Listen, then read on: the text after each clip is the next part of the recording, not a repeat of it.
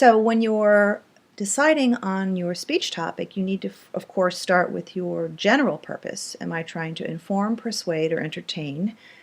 And that will certainly be determined for you by the occasion that you've been asked to speak. Um, so you know if you're going to be speaking at a graduation or a funeral or a wedding, you are probably going to be doing an epidictic or a ceremonial type of speaking presentation. If you are a salesperson, chances are your presentation will have some persuasion in it. If you are, again, obviously being asked to speak about something that you have expertise, chances are it's an informative speech, but again, it can have persuasive elements as well. Even in an informative speech, you are always persuading the audience that what you are speaking about is of value to them. So there's always persuasion there. And there's always persuasion in that you are persuading the audience that you are the person who should be providing this information, that you have expertise, you have competence, you have character, and you have goodwill. So there's always persuasion in any type of speech. But certainly in a persuasive speech, the content itself is persuasive. So the general purpose, the first thing you must do in the invention process is figure out what's my general purpose, but more importantly, what is my specific purpose? And your specific purpose, as well as your general purpose, should be guided by the occasion, but also by the audience. And this is what we mean when we talk about being an audience-centered speaker. Audiences are always asking, what's in it for me? Why should I listen to you? And to the extent to which you understand who they are, where they're coming from, what they value, what they believe, what they know, the more you will be able to inform or persuade them. So knowing your audience is so important to being a successful public speaker. In fact, it's probably the most important thing, is being an audience-centered speaker where you have some information on your audience. We'll do a separate discussion where we'll talk about how you do an audience analysis.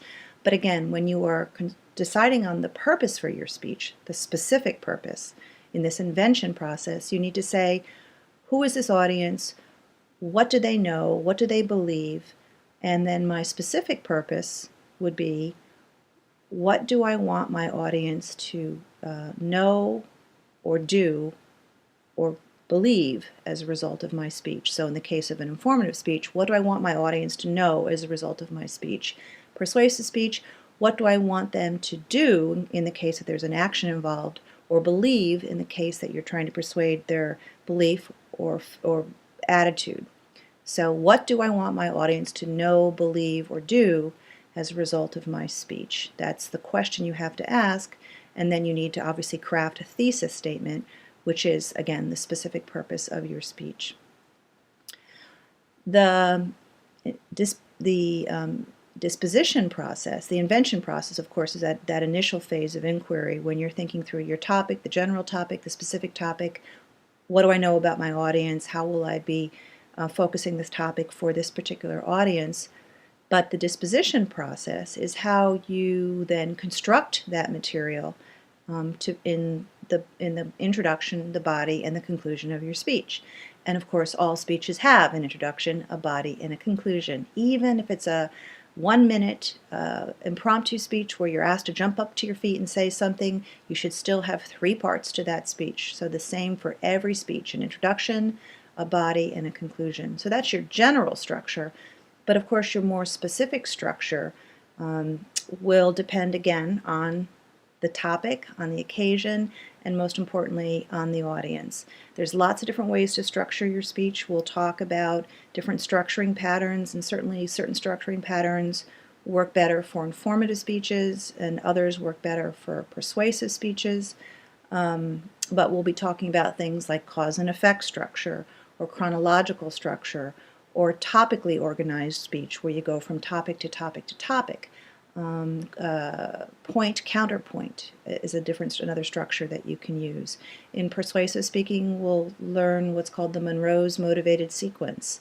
So there's lots of different structuring patterns that you can use, but certainly in the second phase, when you've got your topic selected and you've started to do your research, then you start to think about how will you most effectively structure this material to inform or persuade or entertain, again, depending upon the general purpose, this particular audience. The third canon of rhetoric is style, and that has to do with your language choices. We'll spend a whole day or two talking about language and how to use language effectively, to use language that's visual. We'll talk about qualities such as alliteration, and other kind of qualities of how assonance and dissonance, how words sound together, couples, triplets, couplings and triplets of phrases. And this will become particularly important in your manuscript presentation where, again, your words are of the utmost importance and choosing them carefully will be important.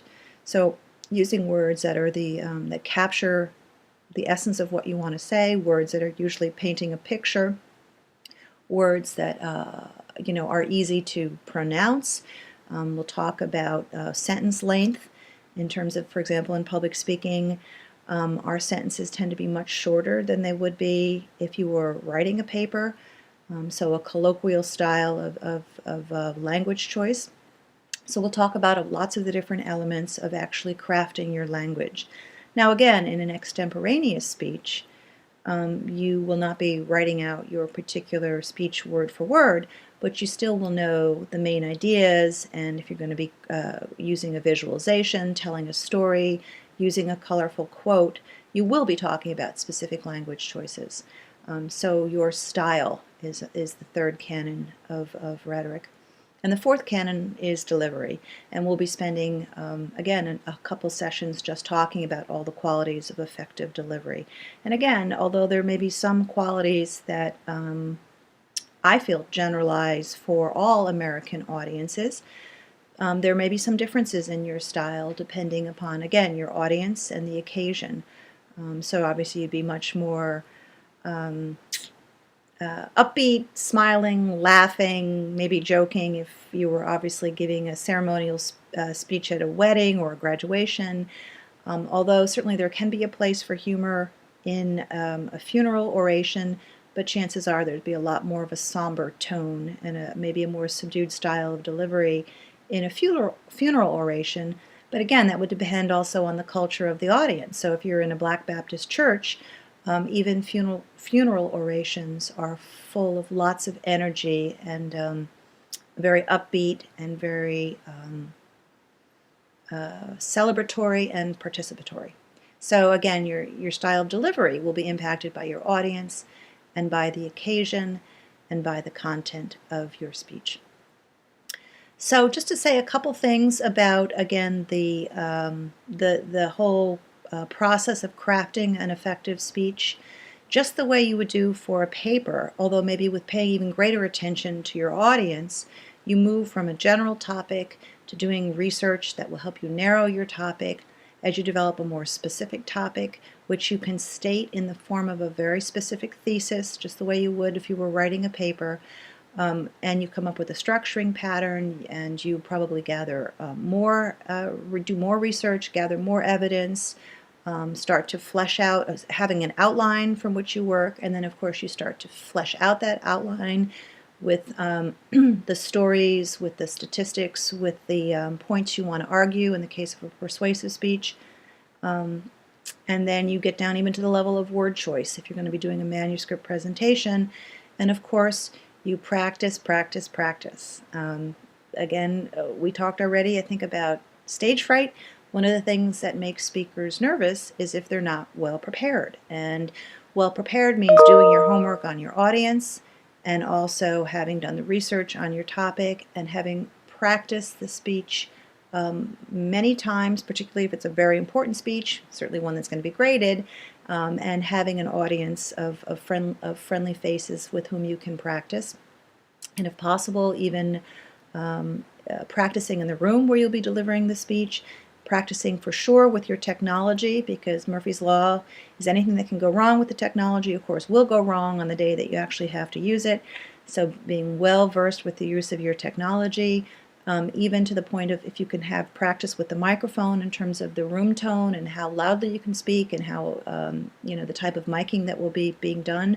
You speak differently with a lavalier than you do possibly with a a podium mic than you do with a handheld mic. Certainly those change the nature of your delivery. So even all the things about practicing with your technology are important as well.